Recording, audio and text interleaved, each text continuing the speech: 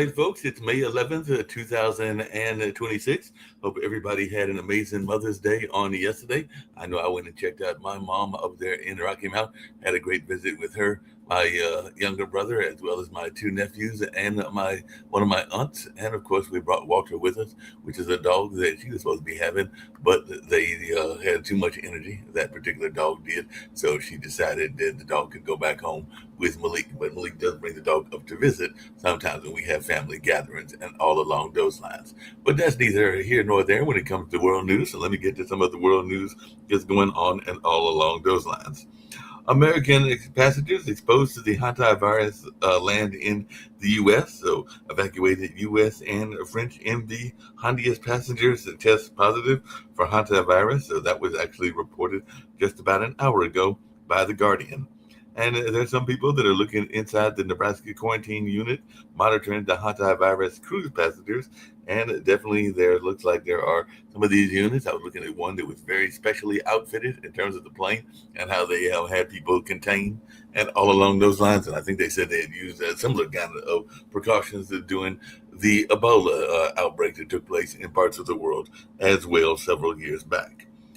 Keir Starmer is facing leadership pressures after local election loss. So, UK Prime Minister Starmer battles for political survival amid the leadership challenge as guilt yields rise. So, Starmer pledges to bring Britain closer to EU as he faces calls to step down.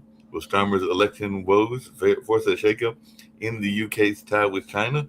And Keir Starmer says no, he will not resign. So that is something that people are talking about as well. The fact that he wants to stay in office and doesn't have any intentions of resigning and all along those lines. So that's definitely something that is in the news that people are talking about. And like I said, there's a number of news stories that are out there, and we'll be getting to those on this particular day and all along those lines. So definitely that is something that folks are talking about as well. Blindfolded, I sat down slowly. Then the interrogation began. Iranian Nobel laureate Narges Mohammadi on the torture of solitary confinement. So she's been transferred to a Tehran hospital, and ailing Iran Nobel laureate given bail and a hospital transfer. So definitely that's something that's going on in that particular country. Vladimir Putin proposes Gerhard Schroeder as Ukraine mediator. So some people is asking who is Gerhard Schroeder, Putin's pick for Ukraine peace talks mediation, and EU's Callas criticizes Putin's very cynical Ukraine ceasefire calls and rejects suggestion of Schroeder as mediator. So definitely looks like that's something going on as that particular person has been rejected as a potential mediator, at least by some folks involved in that particular situation. Iran hangs grad student accused of spying for the CIA and Israel's intel agency. So Iran executed a man convicted of spying for the CIA and Mossad. So it looks like they have executed another political prisoner on spying charges. And Putin hints at ending the Russia's war in Ukraine, but why now? Putin claims the Ukraine war could be nearing a surprise ending. So Putin says Russia-Ukraine war is coming to an end, and Putin says war may soon end, proposes ex-German chancellor as the mediator. And Iran, China, and AI collide in Trump's legacy-defining week. So definitely the accidental statesman, how Donald Trump say free trade, European democracy, and the free world is what the Globe and the Mail are saying. And Qatari LNG tanker transits Strait of Hormuz. Second Qatari LNG tanker heads through Hormuz to Pakistan as Iran war continues, data shows. So definitely that's something that folks are talking about as well. And Peter Magyar takes over as Hungary's leader from Viktor Orban. So Hungary's new Prime Minister Magyar demands the president quit in a showdown. So Rhythm Nation politicians' viral dance moves marks a new optimistic era for Hungary. So that's definitely something that folks are talking about as well. And EU's top diplomat says bloc set to okay sanctions on violent Israeli settlers. So that is something that folks are talking about as well. And definitely momentum builds for Israel sanctions. The bloc EU officials say the bloc is weighing separate sanction packages against violent settlers and 10 Hamas members. That's some of the things that are going on in the world. And all along those lines, as I said, Russia killed 3 Ukrainians in 24 hours and accused Kyiv of violating the truce. But Ukraine reports Russian attacks and battlefield clashes despite the ceasefire. And Trump says Russia and Ukraine have agreed to his request for a 3-day ceasefire. So we'll see if there's going to be maybe an end to the war. It seems like even Putin is talking about this idea and all along those lines. And a prominent Buddhist monk has been arrested over alleged sexual abuse in Sri Lanka. Buddhist monk arrested over alleged rape of teen in Sri Lanka. So, senior Sri Lankan monk arrested for this alleged child sex crime. And in the Philippines, Vice President Sara Duterte is being impeached for a second time. Sara Duterte, Philippines Vice President, is impeached again. And apparently, she was also a presidential hopeful, and now she's awaiting a Senate trial. And it looks like Israeli settlers are forcing Palestinian families to exhume and rebury their father. So definitely that's something that folks are talking about. Also, the Hormuz is very much in the news. UK and France to host multinational meeting on mission to escort ships through the Hormuz. And Iran warns British warships deployed to the Strait of Hormuz will be met with, sounds like they'll be meeting it with violence and all along those lines. France didn't consider naval deployment to reopen Hormuz, is what Macron is saying. And of course, there's still people talking about the Venice Biennale, and the Israeli artist slammed the Venice Biennale participation again, Israel as a victim. So definitely it looks like more than 70 Venice Biennale artists withdrew from the awards. So Venice Biennale opened a couple of days ago without a jury amid strife over Russian and Israeli participation. So that's something that folks are talking about as well. And the Latvian defense minister resigns after Ukrainian drones hit an oil tanks. So that's definitely some stuff going on in the world and around the world. Let's see what's happening in the U.S. and we'll get to bring in at least one panelist. We'll see if we got others as well. But as Trump heads to Beijing, China is locked and loaded for a fight, is what the New York Times is reporting. And Iran, China, and AI collide in the way that they're going to handle all in that space. And Donald Trump rejects Iran's response to ceasefire proposal. So it looks like there still some possibilities of ceasefires, but maybe it'll happen, maybe it won't. 6 people found dead in a train boxcar in Laredo, Texas. And definitely that's some interesting news as 6 people were found dead inside Union Pacific cargo train boxcar and everything like that. Might have to get in touch with my friend and a fellow Marquette graduate, Danny Hermosilio, because I remember that he used to work for a TV station in Laredo, and then I think he went to work for either Red Cross or one of the agencies down there as well. So as far as I know, he's still down there. So maybe I'll get some reporting to see what's going on in Laredo and all along those lines. Abraham Foxman, warrior against anti-Semitism, has passed away at the age of 86. So this U.S. Jewish leader has passed away. He was a longtime anti-defamation leader known as the Jewish Pope. And one person reported in the forward that he always answered his calls. So definitely he was a definite advocate and all in that space. It's getting unfriendlier. International students race to find jobs. So as visa rules tighten, impacts to researchers and U.S. science is escalating. And there is no doubt, and even the Seattle Times is reporting, immigrants have made huge contributions to U.S. science. And capital agenda inside the House versus Senate rifts threatening the GOP agenda. So the House versus Senate rift threatens the GOP agenda. And we'll see how this all plays out as well. And Pete Hegseth seeks Pentagon review of Mark Kelly's public comments. Pentagon will review Senator Mark Kelly's comments about U.S. weapon stockpiles. So Hegseth says Pentagon will review Mark Kelly's public statements about classified briefings amid an ongoing feud. So let me see what folks have got going on in their world as I bring in some of my regulars, including Rick Rosner and, of course, Sasha Starr. Matter of fact, I think I'll ask Sasha the first question and everything like that, and now hear what Rick's got going on and what Dredd is talking about. But Sasha, and I know you'll be talking about this tomorrow on your show, it looks like there are signs that Putin is ready to give up this war and to have an end to the war. I know he's been losing a lot of soldiers, and of course he had his annual march and everything like that, but there are signs, and I think he tried to appoint a certain lady to be the mediator, but it sounds like he is starting to warm up to the idea of ending this war and everything like that. It has been going on now for a number of years. So, what is your take? Are we about to end this war or not? Um, well, it depends a lot of Ukrainians. I think Putin has no power to decide whether to continue war or finish the war because he just had a couple days ago the parade for victory Russia in the Second World War. And he had to get permission from Zelensky to hold such a parade because Zelensky could send thousands of drones and missiles and destroy this parade. So Zelensky agreed and gave permission for such a parade. So can you imagine if a leader of one of the countries, before holding its parade, has to ask his enemy permission to hold such a parade?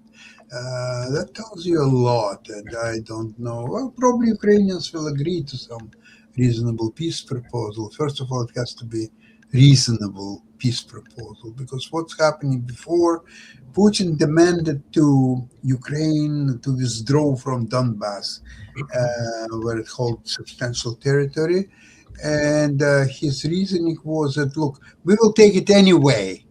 But it will take a few months here and there, but it doesn't matter. The result is already decided. No more talk like that. No more talk now. There are no preconditions. Now that the Ukrainians will have to give up Donbass or anything.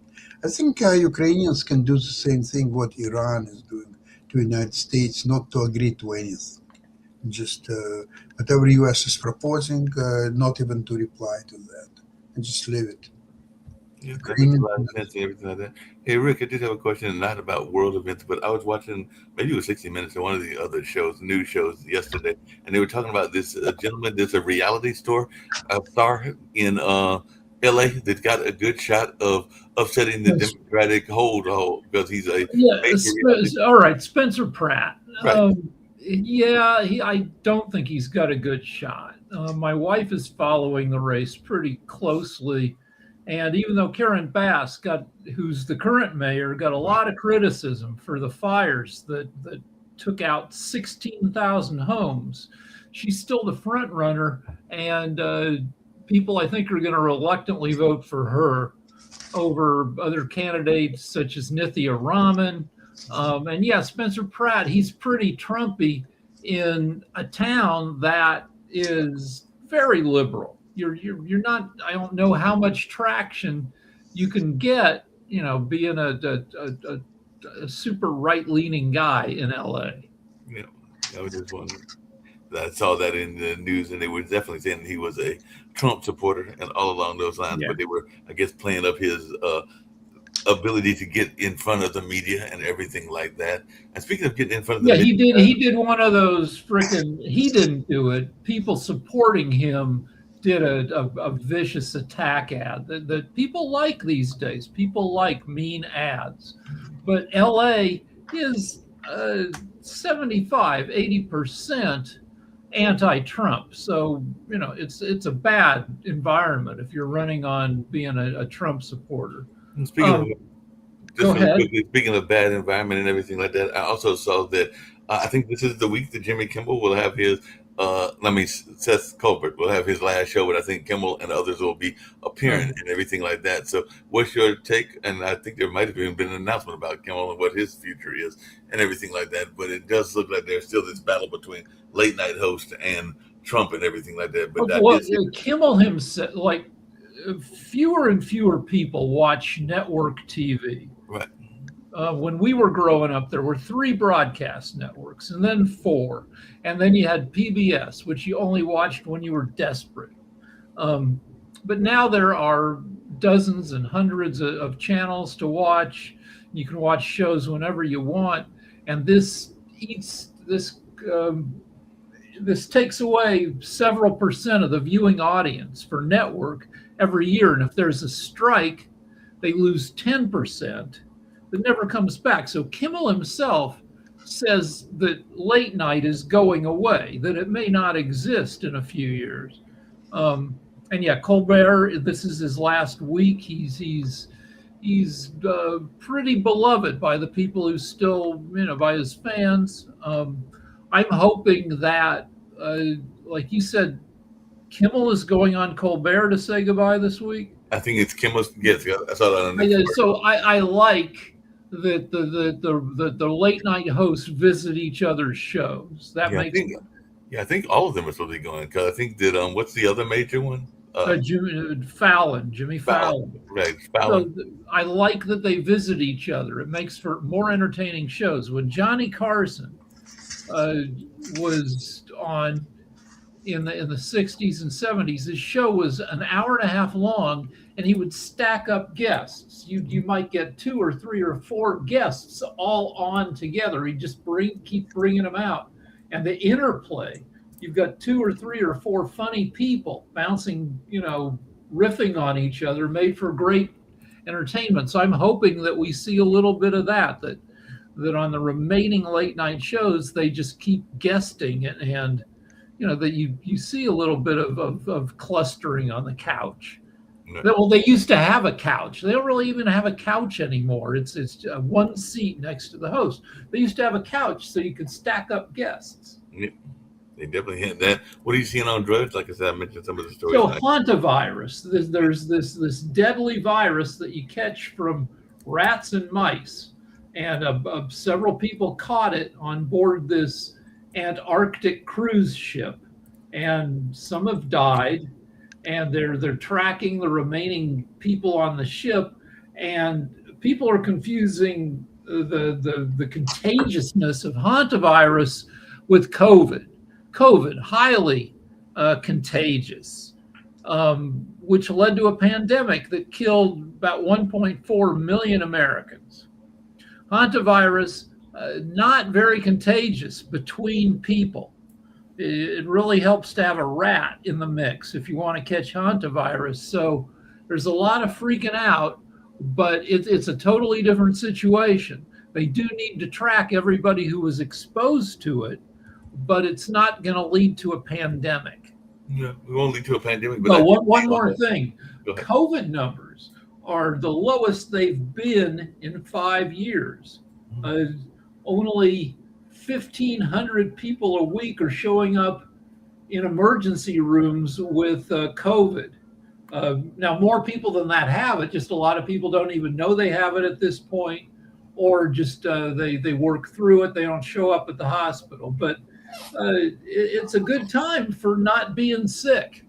Well, speaking of not being sick, I did see some intricate outfits. It looked like they were almost like the seats were covered, and it was almost like being in one of those tubes that they would put people in when they were suffering from different diseases in the planes that are flying from the Canary Islands to the various countries. So they did show on one of the shows I was watching the intricate ways that they're basically almost air packaging the people into the plane so that they don't get further spread of the virus. Okay, that's where the ship is what you're saying. The ship was allowed to dock in the Canary Islands, which are these little islands, I don't know, 600-800 miles off the coast of Spain. Right. And I guess everybody who was on the ship, you're saying that they're putting them in hazmat suits. It's basically like, it's not even a hazmat suit. It's like plastic wrap, like they would put, like the seats were covered and you were almost sitting in the plastic seats and everything. So okay. But and it's good they're being careful. Mm-hmm. But we're not going to see a worldwide outbreak of hantavirus. Yeah. And that's even what the WHO director said, because I did watch his speech as well, and he's like, it's not going to be anything like the pandemic. By the way, this week, because this is the final week for Stephen Colbert and everything like that, it looks like among his guests are David Letterman, Jimmy Kimmel, Seth Meyers, Jimmy Fallon, and John Oliver. So that's who he's got this week as he's winding down. So those will be great guests, because they're all, what you want on a talk show is people who are really smart and funny and fast. Right. Like that was my problem in working on talk shows is I can be a little funny, but I'm not fast like frickin' Kimmel and Adam Carolla and all these guys. Bam, bam, bam. They can come up with a funny thing to say in the moment. And that's a rare thing. And you need natural ability, and you need like 20 years in a situation like Kimmel comes out of radio, right? So he was on the radio for 20 years in a bunch of different cities before he got TV work, and that's great training. Well, you know, because you come from radio, that you don't want any dead air. Nope. You know, and then so people come from radio, they come from stand up, all those, and these where you're bouncing stuff rapid fire off an audience, and so it'll be a good week of shows. I think people should tune in.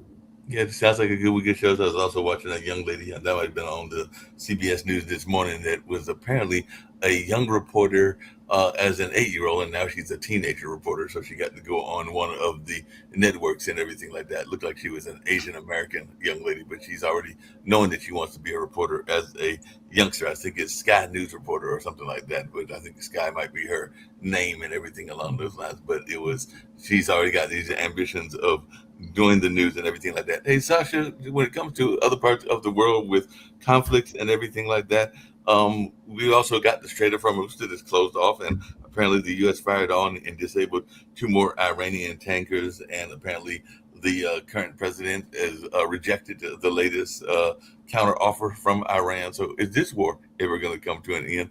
And what's going on with the opening of the Strait of Hormuz? Because I think that maybe some of the countries are going to help open it up, and there's other ones like France that don't want to help in the opening it up. So how long will the Strait of Hormuz be shut down, and when do you think this will end so that our gas prices can get back to a sense of normality?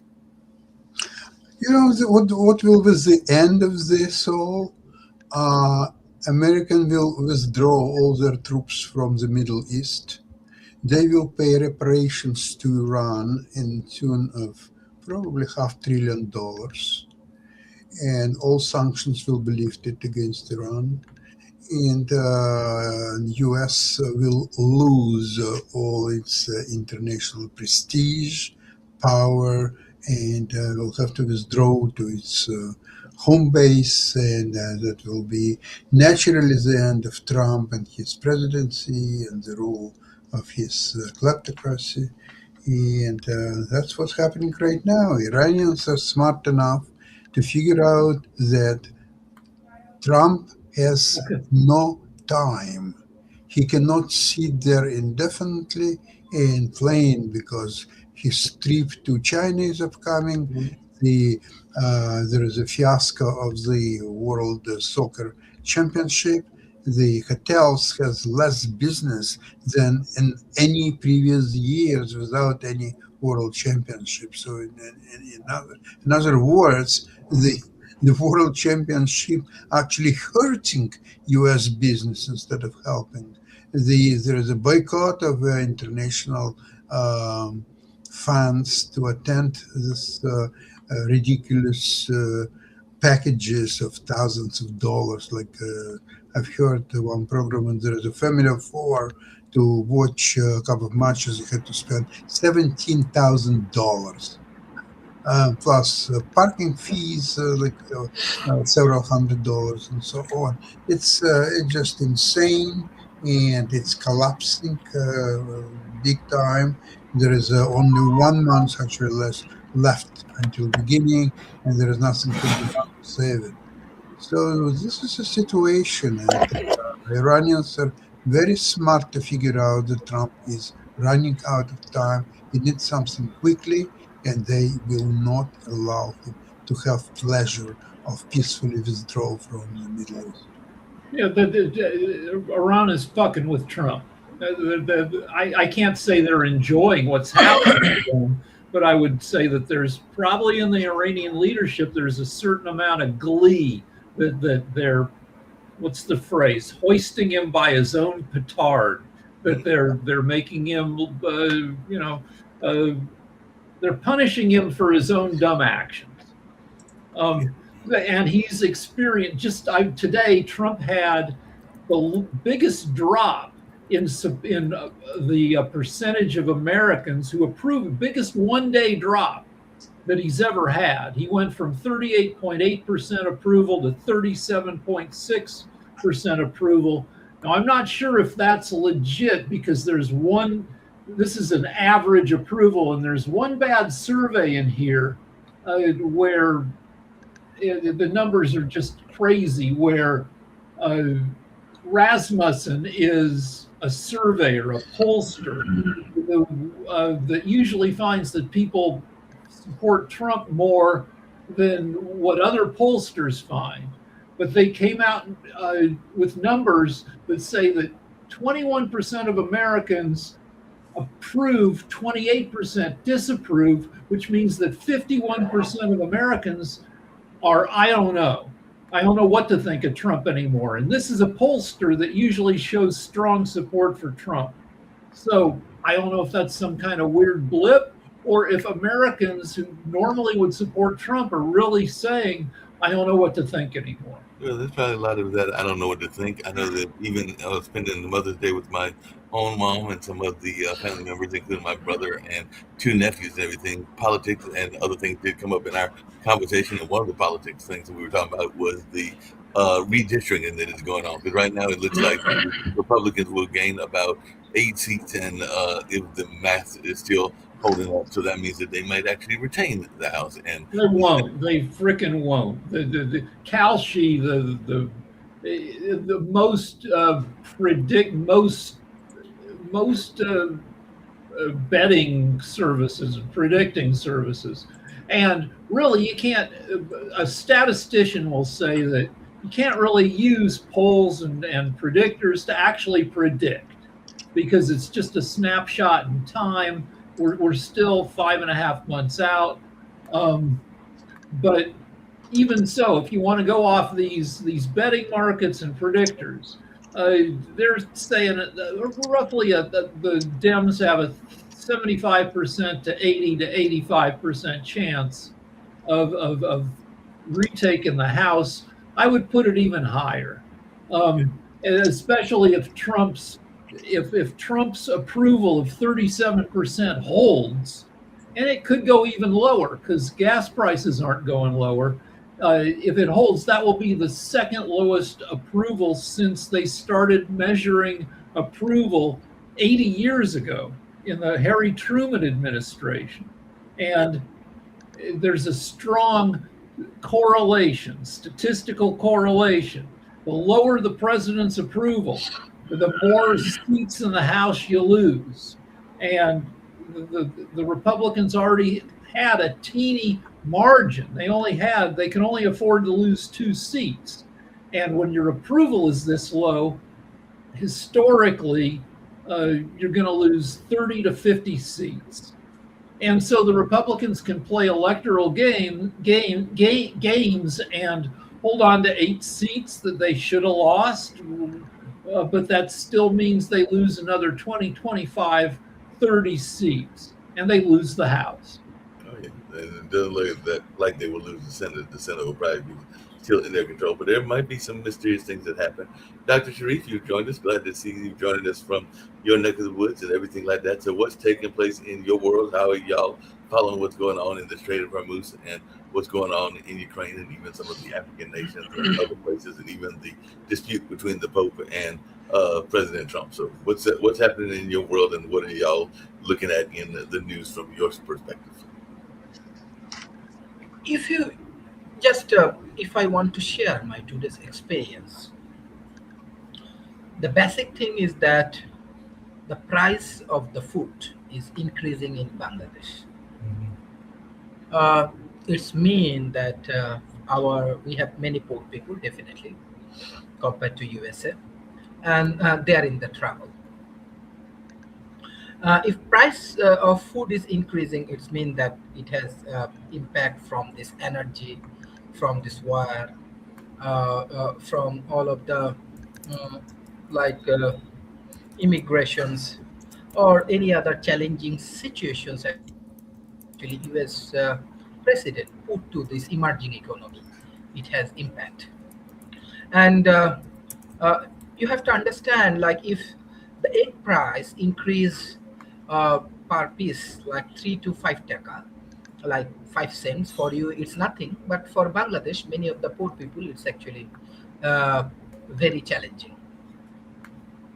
So where we can contribute, because the challenges of food, challenges of energy, challenges of politics, challenges of immigrations and business, all of the big talk I can discuss, but we need to go for very specific solution for these communities.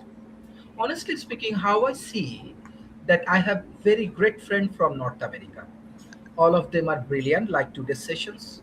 All of you are very intelligent, and all of you have very good capacity. But unfortunately, US politics and policy, as well as your capitalism, your all of the trillion-dollar company, billion-dollar company, or the billionaires and so on, it's actually a heavy burden for economy, not only for Bangladeshi people, not only for African people, not only for these emerging countries people, not only for USA people, it's for everyone. Why? Because with this all of the war, with this all of the oligarch, with all of the challenging situation done by this kind of elite group of people. So what we can do? We can do more collaborations with emerging economy. Why? You can develop your sympathy, empathy, understand, and everything, which is absent in US leadership, US political peoples, and so on. And secondly, this way, American people, those who have challenge, they also can get economic freedom. So today I'm just discussing about Abhijit Banerjee's solution, why he win Nobel Prize, because he understand what is happening around the world is creating more problem for the poor people. So we need to uplift our grassroots level community, most of the 70% populations around the world, and we need to work closely with technology, with financial innovations, with maybe startup, with maybe social business, with maybe NGO, with foundation, or with startup incubations. So that is the things I'm closely working with in between this community with my World Talent Economic Forum. I hope the Western world, through Sport TV, through our this kind of dialogue, they can understand that every people in this planet, they have uh, they we should give them opportunity to live a good planet. So that's why I think that this is very challenging moment, not only for USA but also for Bangladesh or Africa or India and everyone. And we need to work closely to overcome from this challenging situation. That's why we build up this North-South corridor. I want to welcome you all in North-South corridor to solve all of the social problem with your innovation. Thank you. I appreciate it. Hey, I've got a question for you, Rick, as well as Shaquille, and Sasha may want to jump in this one also. It's around AI, because we got China and Trump meeting, and they're going to negotiate possibly an AI agreement. And some people are saying that we may be giving Chinese keys to the city or keys to the control room and everything like that, because they do have a lot of power already in the AI space and everything like that. I know that even using AI, my brother's Slingshot Club created a jingle or like a commercial kind of about their Slingshot Club, and it was strictly done with AI. And even my younger brother was saying that he sees where AI will be creating a lot of jobs, and we all might be working for AI very soon, and all along those lines, because they were able to do 6 songs very well done. They sounded like stuff you would hear on the radio, and they did it in 15 minutes and everything like that. All right. So what's the question here? How one? This is a 2-part question. One is, should we be concerned about China's role in the AI infrastructure and everything like We that? should be concerned about everybody's role in AI, because everybody is financially compromised by greed with regard to AI. In Right. America, it's the big AI companies run by tech bros who tend to think we'll figure out the problems with it as they come. Meanwhile, there's a lot of money to be made, and China, is more of an entrepreneurial dictatorship. But it's still wanting to make AI go fast. Is overwhelming some reasonable caution. So AI is, well, hold on, Sasha, let me say one more thing, which is that for hundreds of years, people have said that tech will take away jobs from people. And it hasn't been true with other forms of tech, but it might be true with AI. Now, Sasha, sorry. Well, I would like to mention that AI trade today in a stock market is by far the biggest sector, and that's the only reason why U.S. market is climbing higher and higher. All other industries are dead. There is only AI trade. That's the only that sucks all money, attention, everything. So U.S. Administration has to be very careful not to hurt the only sector that performs. Chinese, objectively speaking, they are far ahead of the United States. And United States cannot fight China in the long run. It's quite obvious. I even don't understand the reasons why Trump is going to China. Okay, so he arrives, he's getting uh, himself or his health out of his airplane. So Xi will ask Mr. Trump, "It's nice to see you. How can I help you?" What Trump is going to say to Xi? What exactly he came for? What does he need? What does he want? Is Xi in a position to provide him with whatever he wants, or he will reject it outright and say, "Mr. Trump, sorry, this time I cannot help you. Bye bye." I don't see what's happening. So AI is going to reshape the world in great and horrible and weird ways. And AI could contribute to trends that that make a lot of people dead. There's a risk of that. But if you look at the whole history of humanity, there have been 110 billion humans who've ever lived, and most of them are freaking dead. Being killed by the world is nothing new. And AI is just going to give us new ways to not be alive anymore. Yeah, But it's not going to happen in one day event. What's happened is that it's industry by industry. Let's see AI, they will take away jobs in medicine for sure, in office spaces, and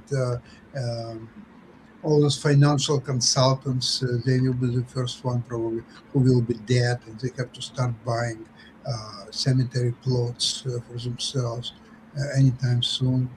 There are many other industries, but it's going to in stages. This year it's going to be more or less office space workers, medicine, and slowly it will take all this evolution will take, in my estimation, probably 10 plus years.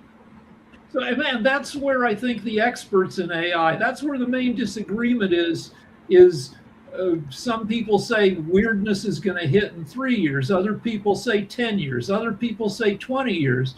But I think that 90% of people who look at AI say things are going to get weird at either really soon or in the mid future. I mean, they say that if you saw me chuckling earlier, I was chuckling because I do multitasking, and one of the multitasks I do sometimes is I will see what's going on in my grading company. And I was actually seeing a paper where a student was actually complaining because they were saying that things are being graded by AI and everything like that. So they were basically doing what we call a refusal and everything like that and everything. They were basically saying that, hey, why are y'all even bothering to try to give us an A score, because this is all being graded by AI.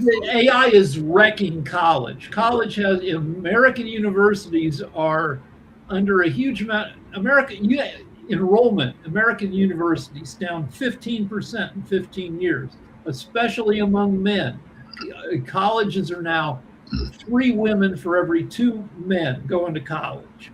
And everybody is using AI to write their papers. But Rick, in that same regards and everything, and I want to get to a serious money topic, I was watching a another news story earlier today, and they were talking about there being a what they called, and I think you talked about on this network before, a dating recession. So I guess people are not dating as much or going out as much because they can't afford it, and also there's other factors as well. But there was a whole young lady, and I think she's based here where I'm at in North Carolina, that's talking about this whole notion of there being a dating recession. So this is here in the East Coast. Is there a dating recession in the West Coast? Are you still seeing people hooking up and trying to go out? LA has always been thought of by the people who live here as a terrible place to date because it's an entertainment industry town. So everybody knows how much they're worth in terms of attractiveness, and everybody's looking for the bigger, better deal. A lot of people come out to LA to trade on, to make their dreams come true, to trade on their talent. And so everybody with dating in LA, stereotypically, they've got one eye on their date and they've got one eye on opportunities elsewhere. I would say that what happens things happen in LA first and then they spread to the rest of the country. And I would say that, yeah, that kind of everybody has super high expectations of what they want.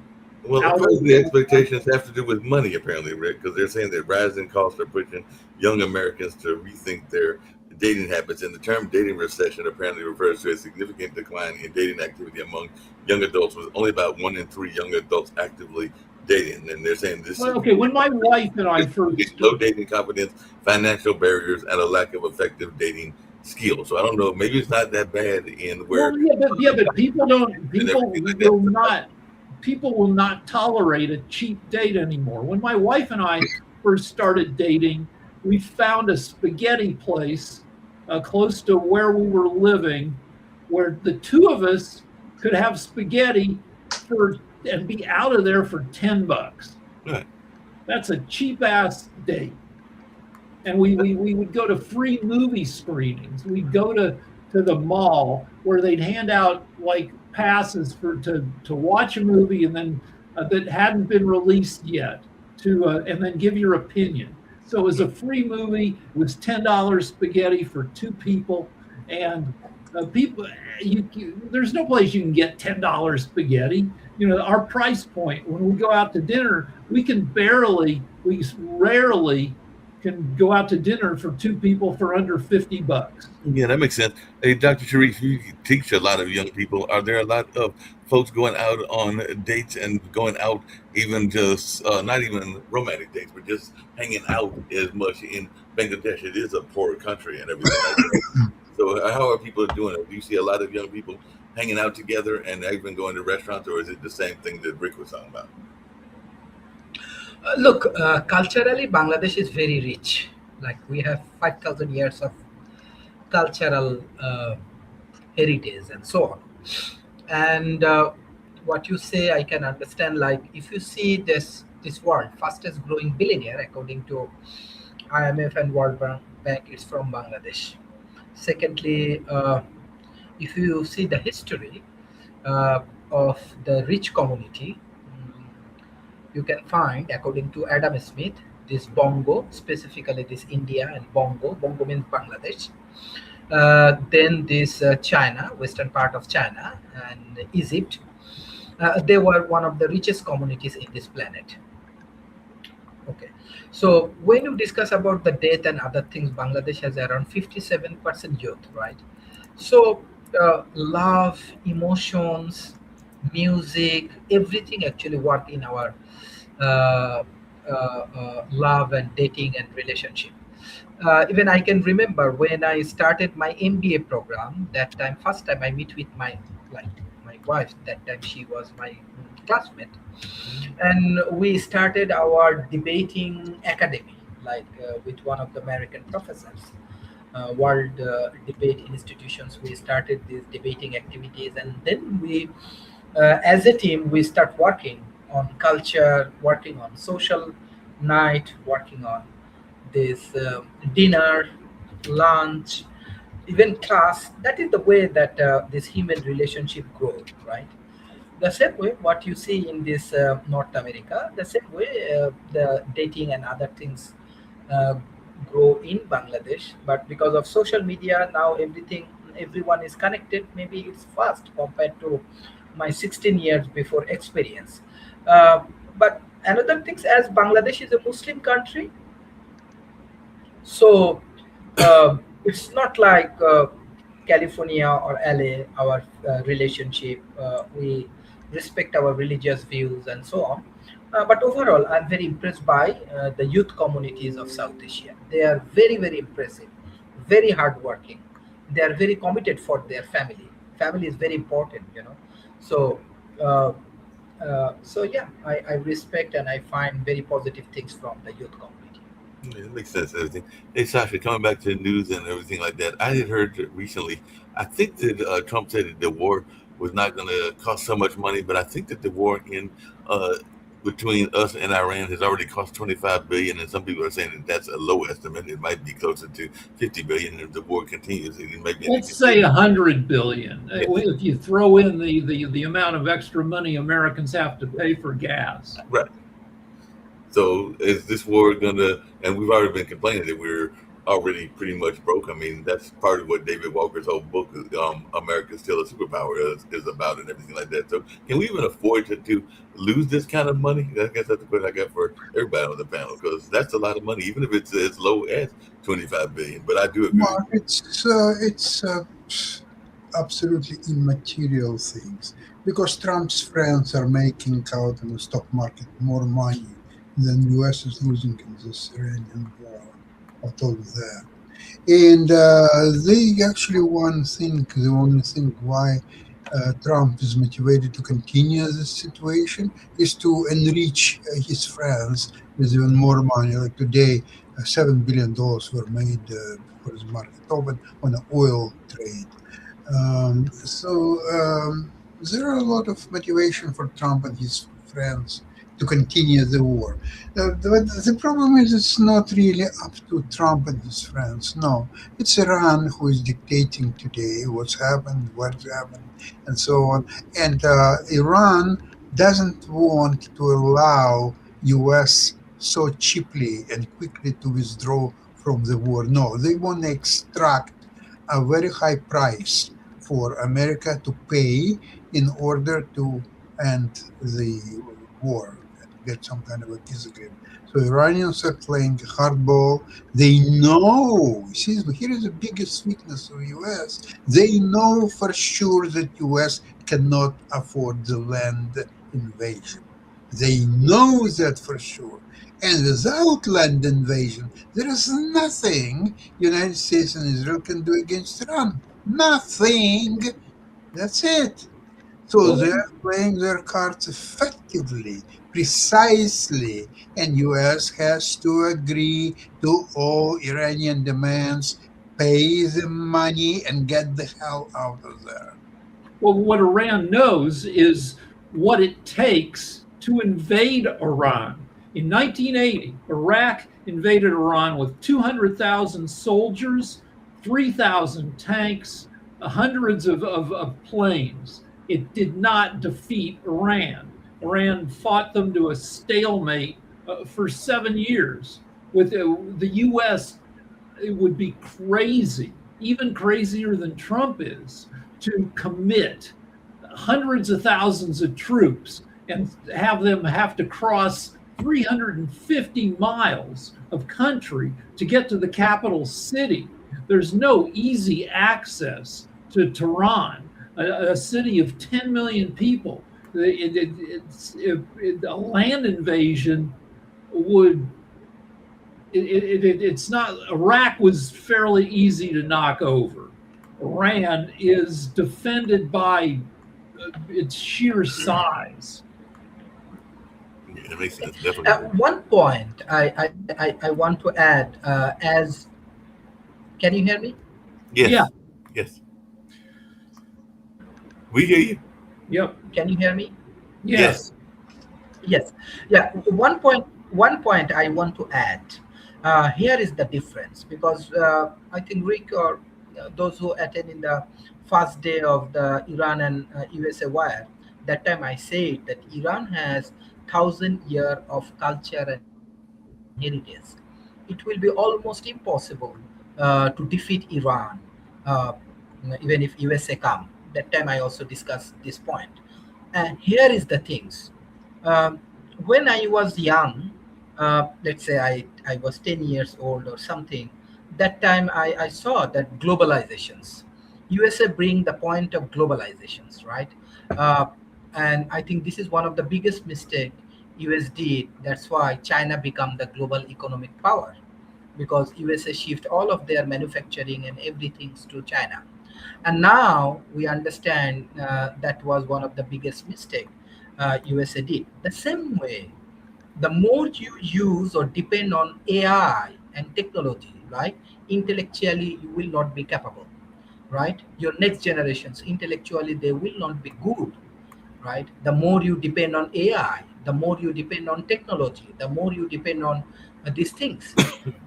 So you can find that STEM educations like South Asian people like India, Bangladesh, Pakistan, they are very good in science, in mathematics and physics and so on. So that's why I am fully focused on wisdom. Let's say Kimberly, right?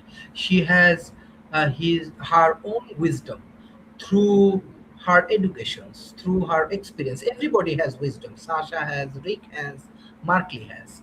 The same way, like this globalization, I think that US corporation they are doing another mistake with introducing all of the AI, this data and so on.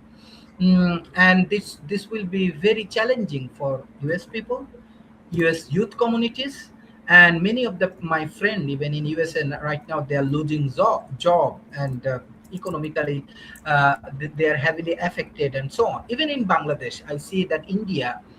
Some of the garments industry because Bangladesh has garments industry they're introducing AI, so AI will learn from the worker how to create shirt and pant and so on. So maybe in soon even in Bangladesh they will lose their manufacturing industry like garments industry. So this is another mistake uh, which is happening in Silicon Valley. So I want to prefer on wisdom. So I am creating wisdom in between my youth community of this wisdom affairs, what I'm developing World Talent Economic Forum with research, innovations, and the social business. This will help our community a lot, and I want to welcome you in our wisdom affairs. It will help your community and help your economy. Thanks. Here's one of the top articles on Drudge. China's long game. Beijing is patiently waiting for the U.S. to flame out. And we've been talking about this. It pops up quite frequently on this show, where China can afford to be patient. They've got 4 times our population. They've got a huge manufacturing infrastructure with 150 manufacturing cities with more than 1 million people in them each. So, and China is just kind of waiting, like the U.S. is, what according to this article, riven by and torn apart by internal politics and consumed by war in the Persian Gulf. In private conversations and public writings, China's leaders and their advisors often describe America as declining but dangerous, a late-stage power prone to bursts of aggression in the hopes of arresting its slide. So as long as America remains divided between MAGA yahoos and libs who are bad at messaging, we're in deeper trouble than we need to be. If we want to go ahead. Speaking of that, like that, I was just going to say really quickly that I did see that Kim had joined us and everything like that. I think that we'll be rejoining Economics Monday and Media Monday, but next week and everything like that because people are dealing with Mother's Day and holiday. But I did want to do the news show, and I know we've got reruns of Timeshare for a few weeks and everything like that. So that'll be coming up and all along those lines. But I do have a question for you, Kim, based on some of the conversation we've been having, because one of the very liberal ideas that is out there is apparently, and they're saying it could hurt our economy, but I think that AOC is floating this idea of a $25 minimum wage and everything like that, and some of the folks are upset because they're saying that could upset the economy and upset small businesses and everything like that. But I mean, we've been stuck on $7 forever, as far as I know, and everything. Yeah, like LA, Los Angeles has a $25 minimum wage, and it's not wrecking Los Angeles. I mean, some things are wrecking Los Angeles, but a high minimum wage is not. You have to look at the economy at a whole in the local area that you're in. $25 an hour doesn't hurt the economy of LA, but it could hurt a small town, like Gardner, where the people are mostly farming community and things like that. I think you have to take a look at the local environment before you impose something like that. But I think if we reeled in our economy, stop the wars, fix some of the problems, get rid of, impeach the administration that's existing right now, I think we can clean up this mess. Warren Buffett has suggested some ideas. You've got some of the world's most intelligent financial people willing to step up and fix it.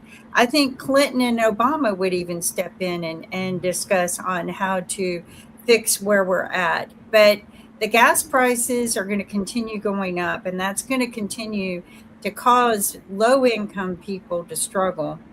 The promise of no tax on tips and no tax on overtime, that's going away, because in one of the bill reviews, the Trump's bills that they were reviewing, and I sat through the whole thing a lot, and because I watched it more than once, they said that they're going to have to increase the taxes, increase it, and on lower income, because there's more people in the lower income, and that will cause more tax to flow in.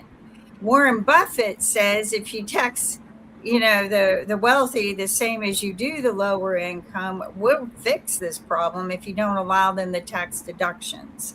So, I mean, there's several ways to do this, and fair ways to do it. I know the wealthy think, well, I employ people, so I shouldn't have to pay taxes.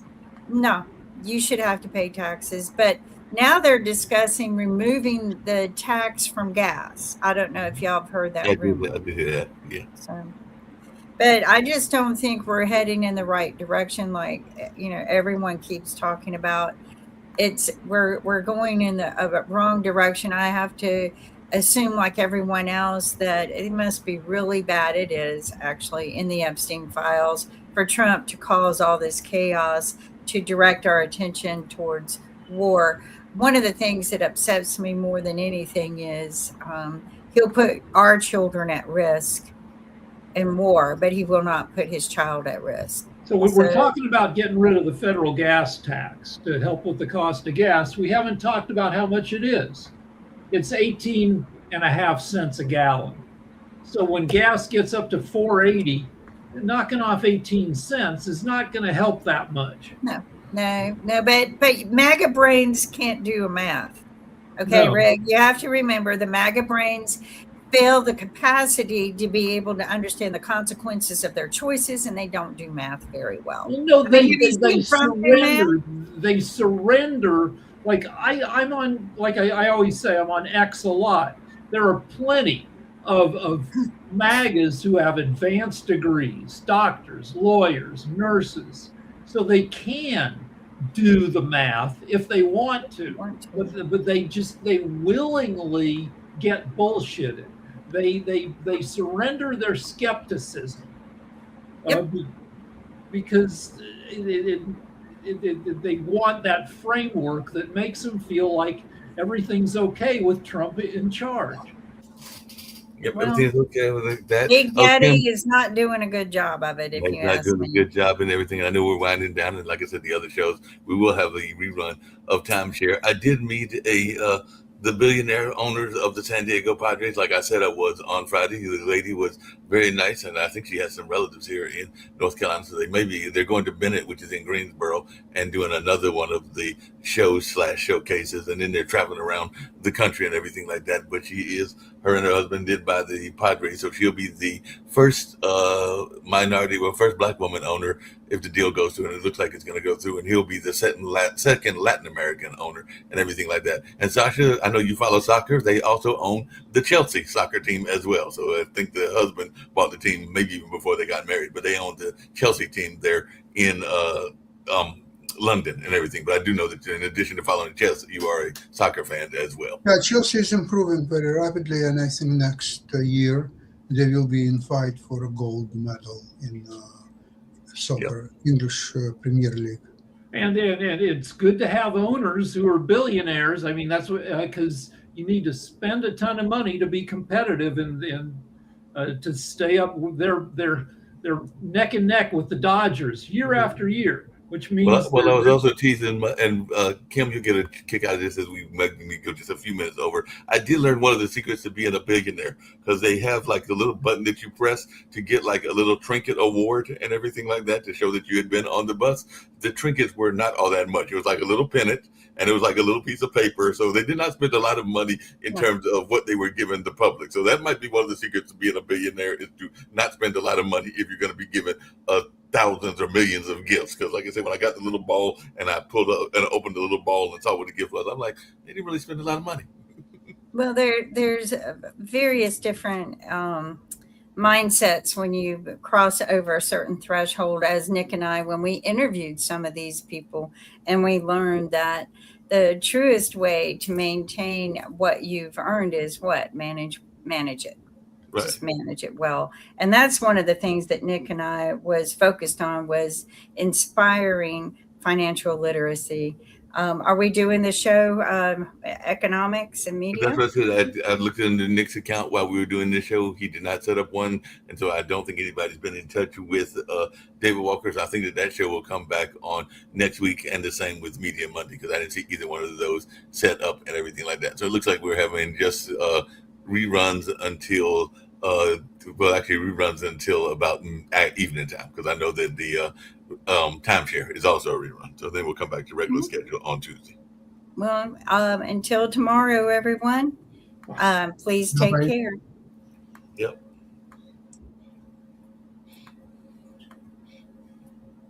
I can get that out.